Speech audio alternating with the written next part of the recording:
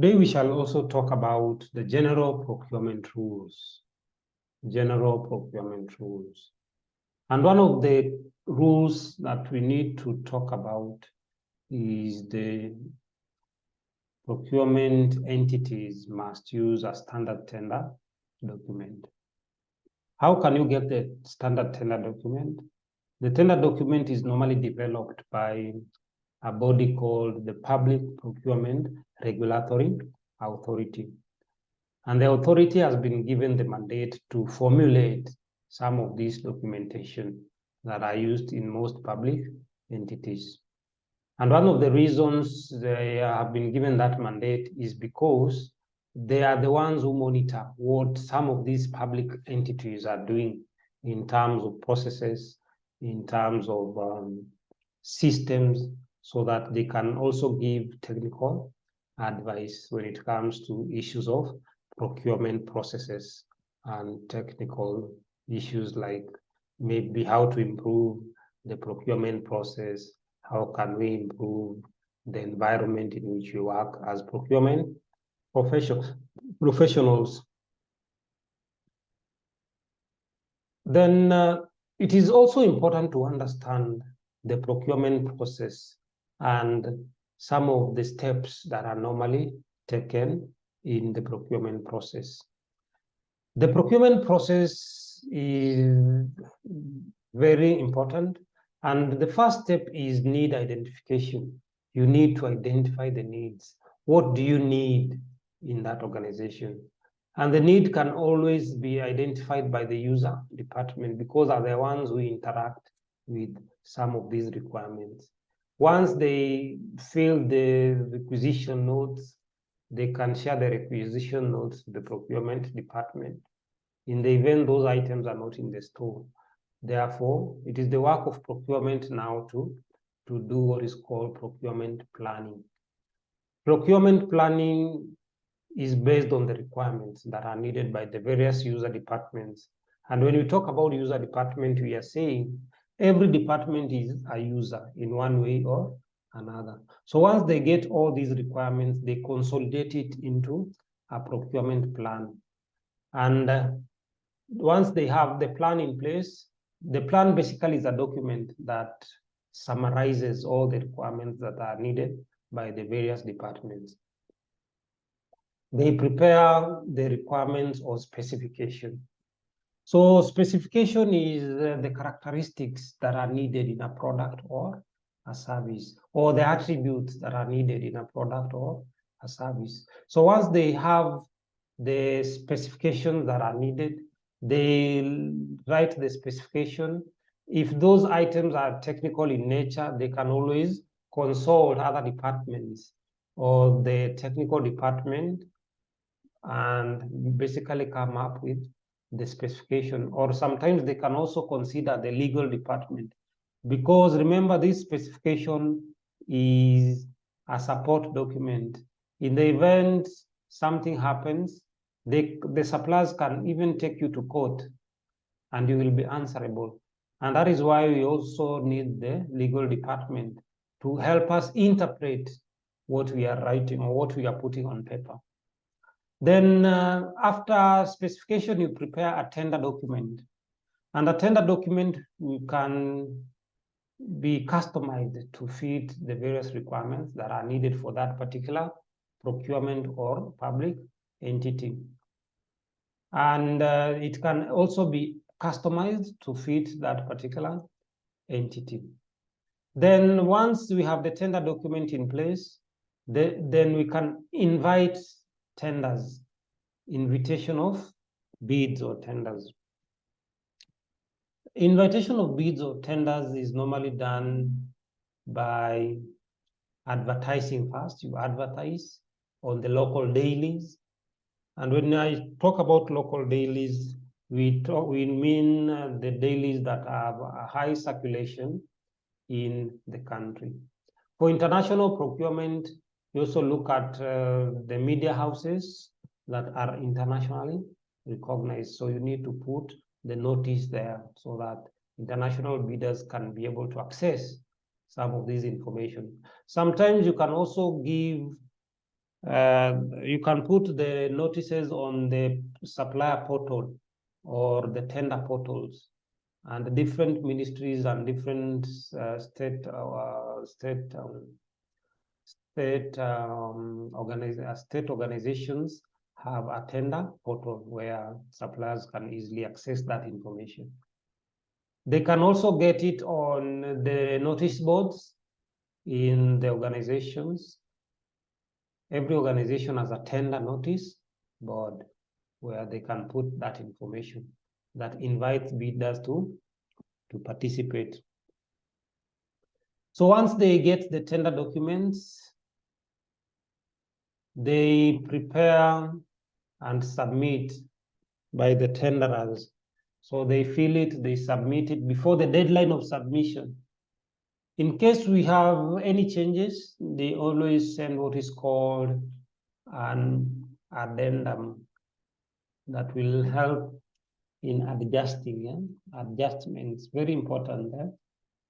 Sometimes maybe when they want to adjust or they did not include a certain information, they can always give a notification or an addendum that supports the first communication they give. So once they have submitted the tenders, the next step is the tender opening. And the tender opening is normally done by the tender committee, which is an ad hoc committee that has been appointed by the accounting officer of that particular institution. And the work of the tender committee basically is to open the tender and announce the tender number and everything, information that is needed. And once they announce, they have to record every tender that has been opened and maintain a register. And once that is done, then they can come up with the minutes of the tender opening. Then later, the next step is tender evaluation, where we have a different committee, which is called the evaluation committee, that does the evaluation. And the evaluation in this stage is done in 3 stages, where we have the preliminary evaluation, which is normally done by looking at the basic requirements that are needed.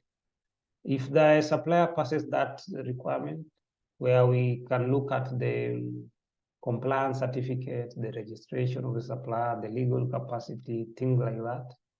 Then the next stage is the technical evaluation, where we now look at the technicalities. Does the supplier have the experience? Does the supplier have the capacity, the manpower, things like that? If the supplier passes that stage, then we go to the final stage, which is the financial evaluation. And here we look at the finances. Does the supplier have what it takes to perform that particular tender?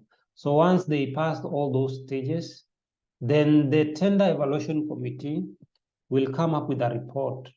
This report is now forwarded to the head of procurement function, who is going to give what is called a professional opinion. And this professional opinion is based on the report that was given by the committee. Once the head of procurement function gives the professional opinion, he forwards the same opinion to the head of the accounting officer. And it is the work of the accounting officer now to make a decision based on the opinion that was given. If the accounting officer is not satisfied, he can reject the opinion. And if that is the case, they can go back and review. But if he proceeds and signs, then you now go to the next stage, which is the contract award. So you give an award to the most economical, advantageous tender based on the various parameters. But they normally award the least, it's the least evaluated bid who carries the day. But it's not always the case. sometimes the list can be, tunaweza semaje, anaweza kuwa ameweka bei lakini si competitive vile, maybe kuna kitu haku include. So once that is done, then you can notify the tender process outcome to the other bidders who did not qualify. You can debrief, it is called debriefing, the qualified and the non-qualified bidders, so that they have at least an idea of what transpired. Then you can now start preparing the contract for contract signing. And if that is the case, then the last stage is contract management, which is the last stage. So this is now the stage that the link between you and your suppliers, inaishia hapo. Then the others are normally internal issues. Any question on the procurement process? I've explained what I know. Any question? Is the notification mandatory? Yeah, it's For those who mandatory are because you know these suppliers are cunning. Yeah? They will always want to know why you gave supplier A and not supplier B or C. If you don't notify them, they will take you to court, because that is a process that is a must. It can either be, must be in written, and suppliers are sometimes advised to sign. Because if you notify them orally, sometimes, you know, oral communication is not valid. You cannot validate an oral communication. But if it is written, then it is very, very important. Because they can use the notification in the court of law. They will start arguing and say that you did not notify them. Therefore, that process is null and void. Null and void. And okay. Yes, is this process only confined to a contract? Because I'm thinking of an RFQ, request for quotation, where it is not a contract, but we want to procure maybe TVs or something like that, where you don't actually have to enter into a contract with this supplier. So in that case, should you again notify these suppliers who have not? Yeah, sometimes it's very important. Remember, in an RFQ, we are basing our facts on the price. So it's important to tell the suppliers exactly what transpired. Because remember, if they don't have the information that indeed they were to, remember, everyone is optimistic that they are going to be chosen for that particular bid. So in the event you give one supplier and you don't tell the others, they will still be optimistic that indeed maybe I might get this quote. No. So sometimes it's important to notify them so that they don't even disturb you later. Okay. And you must document the notification. It's very important. Wakikupeleka kotini, you have your evidence. The procurement, sometimes you go to court a lot of the time.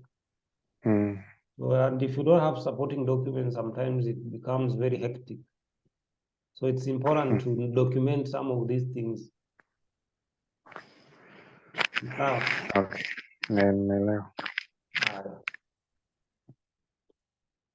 I think I've explained the process, and it is what follows there.